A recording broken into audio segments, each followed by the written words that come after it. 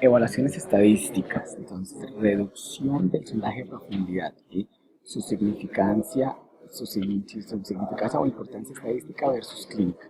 Después de mantener una reducción significativa del sondaje de profundidad estadísticamente, con un test de terapia, la información debería ser interpretada con respecto a sus implicaciones, su significancia clínica.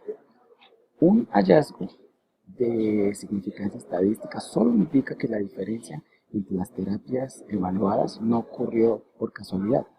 El término de estadística no denota que la diferencia entre los tratamientos sea grande o importante.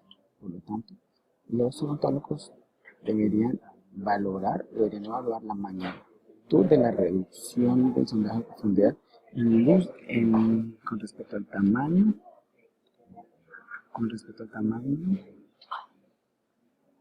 del defecto e interpretar los resultados para determinar si la extrapolación de la información a su paciente sería significativo. El poder de los tests. Muchos estudios indican que la terapia quirúrgica y no quirúrgica les dio resultados similares. Por ejemplo, una diferencia significa diferencias no estadísticamente significantes en pacientes con sitios de sondaje profundos mayores de 6 milímetros. Sin embargo, la información debe ser interpretada cautelosamente. En este respecto, Junjo y los colegas evaluaron 10 ensayos clínicos para determinar si era suficiente el poder estadístico era suficiente para detectar diferencias entre tratamientos quirúrgicos y no quirúrgicos. Cuando 173 comparaciones se hicieron comparando 0.05 significancia estadística y 0.5 milímetros de significancia clínica, se notó que la habilidad de los test estadísticos para diferenciar entre la terapia quirúrgica y no quirúrgica con respecto al mantenimiento de la decisión clínica y de la reducción del sondaje de profundidad puede que no haya dado resultados justos.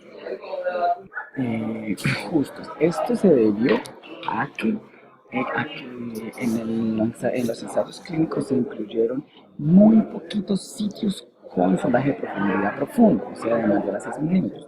Solo tuvieron 14% de posibilidad de obtener una valoración justa.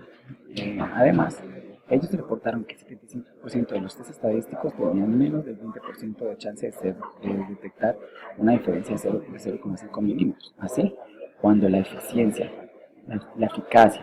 de la terapia quirúrgica y no quirúrgica se comparó con respecto a la reducción del sondaje de profundidad y al mantenimiento de inserción, de mantenimiento del nivel de incisión clínico, el bajo poder de los test, especialmente en los sitios profundos, sugirió que los resultados eran ambiguos. Criterio indirecto de valoración de terapia. Evaluación. Ahí vamos.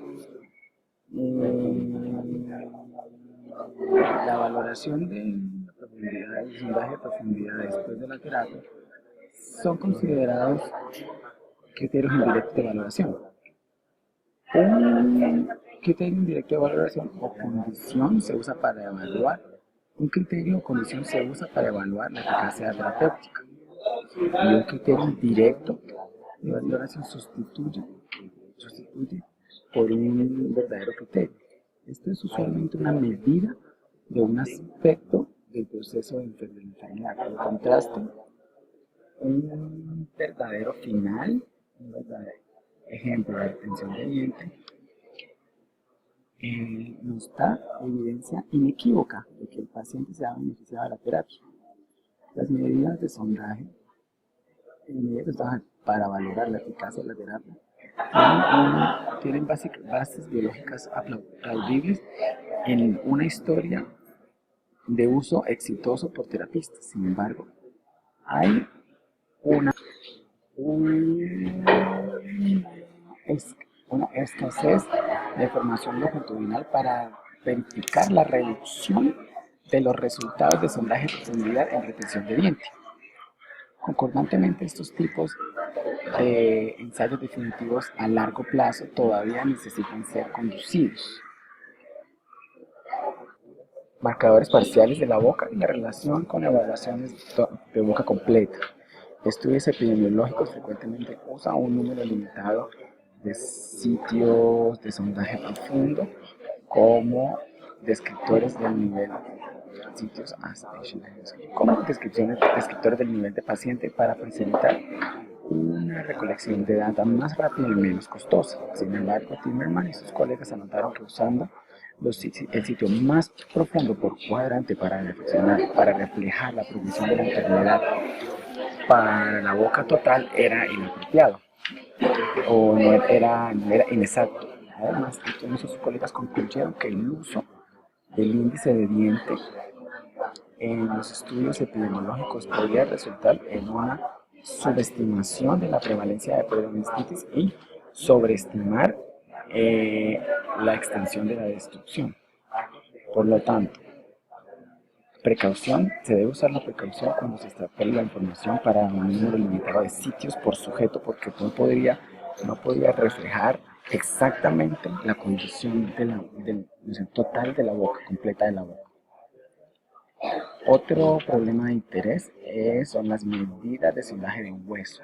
El hueso transgingival, medidas de sondaje de hueso transgingival se puede usar después de la terapia para determinar los niveles de hueso sin tener que hacer procedimientos de reentrada para valorar el sanado en los defectos intraóseos. Y bifurcaciones. En los defectos infraóseos, las diferencias entre el hueso actual, entre el nivel del hueso real y el rango de determinación de sondaje transgingival es de 0,2 milímetros a 0,33 milímetros. Resultados similares entre valoraciones técnicas sugieren que después de la terapia, en situaciones de investigación, la evaluación de sondaje de hueso puede precluir la necesidad de evaluar pacientes usando procedimientos de reingreso. Bacteremia. Tal y sus colegas recientemente demostraron que sondear pacientes periodontales que no han sido tratados puede inducir a bacteremia. Esto ocurre en de 8 a 20 pacientes con periodontitis y 10 a 20 pacientes con gingivitis. Por lo tanto, los protocolos de premedicación apropiados deben ser adheridos para pacientes que están médicamente comprometidos antes de hacer valoración de sondaje. La incomodidad del paciente. Malestar del paciente. Los pacientes pueden experimentar dolor durante el sondaje, a pesar de que la fuerza de sondaje sea sutil. Heinz y sus colegas determinaron que después de usar fuerzas de sondaje estandarizadas, usar fuerzas de sondaje estandarizadas en los surcos faciales de los incisores fueron 2 veces más sensibles que las superficies faciales de los molares. Sin embargo, el umbral del dolor varía entre sitios dentro de los mismos individuos y entre diferentes pacientes. En otros estudios, el malestar. En otro estudio, la evaluación del malestar inducido mediante el sondaje durante procedimientos de mantenimiento, se reportó que las mujeres sentían más dolor que los hombres. También hubo diferencia en los niveles de malestar que experimentaron pacientes en los sitios de sondaje de más de 4 milímetros versus más de 4 milímetros en 4 milímetros. Y el sondaje causó más dolor que la instrumentación durante el mantenimiento. Este último resultado no es muy probable porque por la fuerza de prueba estandarizada de 0,50 nudos fue la que se usó. la cual no permitió a los investigadores hacer un ajuste en el malestar de los pacientes. En general, una fuerza de sondaje sutil de cerca de 0,5 newton, o sea, 25 gramos, debería ser usada. Los odontólogos pueden calibrar la fuerza de sonda manual aplicando una sonda o sea, una sonda con su uña del dedo, y la fuerza de 25 gramos sería inicial, no, iniciará como un proceso de blanqueamiento en la cuna en la cama de la uña. Conclusiones. Las evaluaciones de sondaje son una herramienta de diagnóstico importante que puede ser usada para ayudar a decidir si la terapia se necesita y para evaluar las respuestas de tratamiento del paciente. Sin embargo, son valoraciones con fallos cuando queremos predecir la progresión de la enfermedad.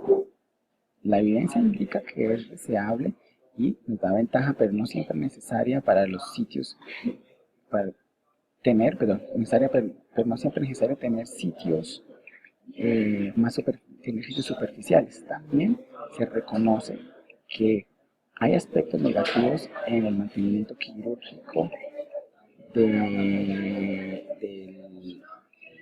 del sondaje, de la profundidad de sondaje superficial. Así, los odontólogos deberían considerar las variables individuales de cada paciente cuando deciden qué tipo de terapia iniciar. Más importante, los odontólogos deberían basar sus decisiones en los siguientes factores: la información de ensayos clínicos, una interpretación razonable de la información con respecto al tratamiento del paciente, la experiencia clínica y las historias médicas y vitales del paciente. Y terminamos con esto este artículo de implicaciones.